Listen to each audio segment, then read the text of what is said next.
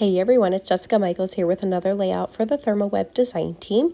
Today I have cut this gorgeous corn on the cob cut file by Paige Evans, and I'm going to back it a few different ways. So I am taking some of the Color Harmony foils in these beautiful kind of gold shades, and I'm going to back a few of these kernels with that using the blank deco foil toner card front sheets.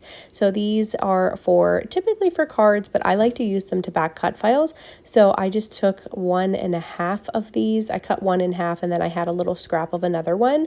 And I am just taking these deco foil blank toner card fronts. What they are is just a blank sheet of just solid toner, like if you would print a solid black square from a toner printer, then that is what the foil actually adheres to.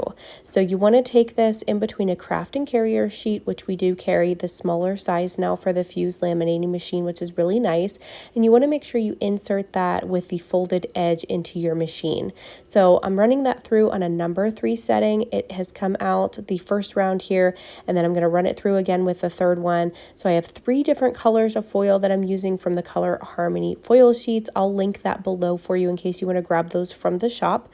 And then I'm just going to begin backing my cut file here. So a few different ways I do this is like so. The first way, I just use my negative pieces from my cutting mat from my Cricut machine. And I just hold these negative pieces on my paper, or in this case, this is plush paper. The green parts are the fuzzy kind of plush papers that we carry in the store. And I've got 2 different shades of green here. So I'm just taking that negative piece from my cutting mat. I'm holding it in place on my plush paper here or pattern paper, whichever you're using. And then I'm just simply cutting out around it, just making sure that I leave a little border on it so I have enough room to glue it down to the back side of my cut file here.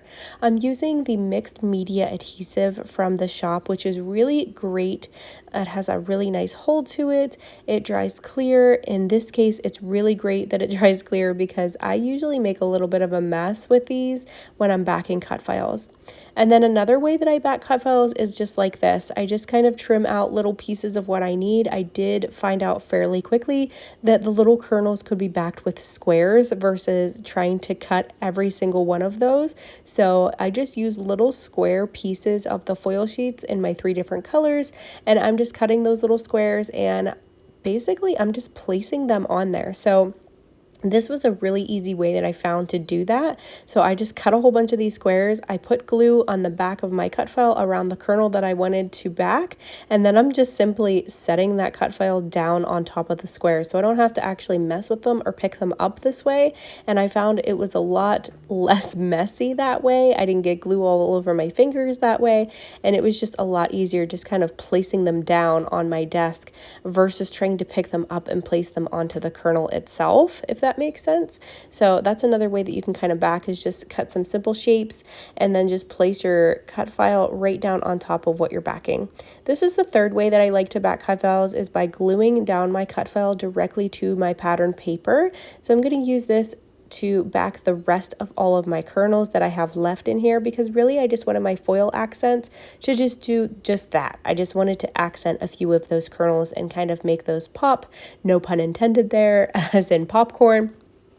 But I just wanted to accent a few of those kernels with the foil, and then the rest I'm just backing. So I glue it directly down to my pattern paper like that, just using that mixed media adhesive again. And then here's another example. I'm doing the same thing with the bottom here of the stem with the fuzzy plush paper, and I'm just gluing it directly down. And then all I'm doing is, well, I guess that one I kind of trimmed out around and then glued down. But the first one with the pattern paper, I glued down directly to my paper and then just simply cut out and trim around your design. So super easy and simple ways to back cut files using some plush papers and some foil from the Color Harmony foil sheets. I'm just going to add some splatters to my background using some Shimmerz paste. I actually added some machine stitching as well, but you can't really see it. It's very hard to tell. I probably should have went with an actual color, like maybe an orange for a pop of that burnt orange color that I love so much, like on my shirt. But I just used white, and I'm kind of regretting it a little bit now, but I didn't want it super bold or anything. I just wanted something subtle. So it's fine. It's really just fine. And it worked out and it's all okay. This is a little border piece from a border die that I ran through my manual die cutting machine. The die itself is a little scallop border by Hey Little Magpie. And then I'm just using a Simple Stories collection here. I think this is I was going to say cider and donuts, but I think it's Acorn Lane actually.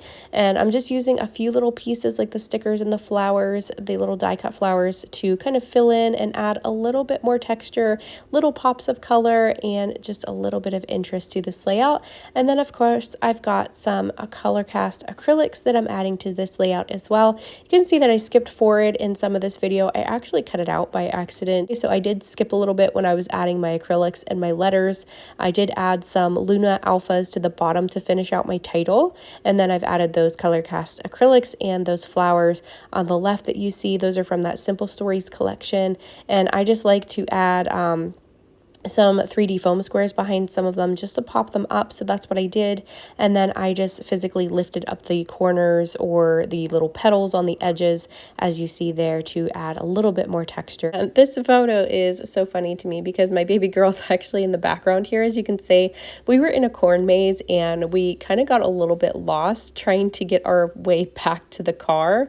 And she was just like running around collecting all of this loose corn to take back to our cows. And it was just a hilarious time, and we had so much fun even though we were lost. But getting back to the layout, I'm just gluing down the tails of my wax twine just so it's not all over the place. I want it to pretty much stay in place. And then I've added some thread, and lastly I'm just going to add some sequins on here from Catherine Polar. So I hope this has helped you guys know some different ways that you can use to back your cut files and some different things that you can use to back your cut files besides patterned paper. So you can use those plush papers, you can use those foil sheets like I showed you, and it really creates just such a unique design. So here's the finished layout. I absolutely love how this one turned out. I hope that I've inspired you guys to try some foiling and use some plush papers on your layouts. I'll link everything down below from the ThermOWeb shop in case you want to grab anything as usual. And let me know in the comments what your favorite thing about this layout is. Thank you guys so much for watching, and I hope you all have a great day. Bye-bye.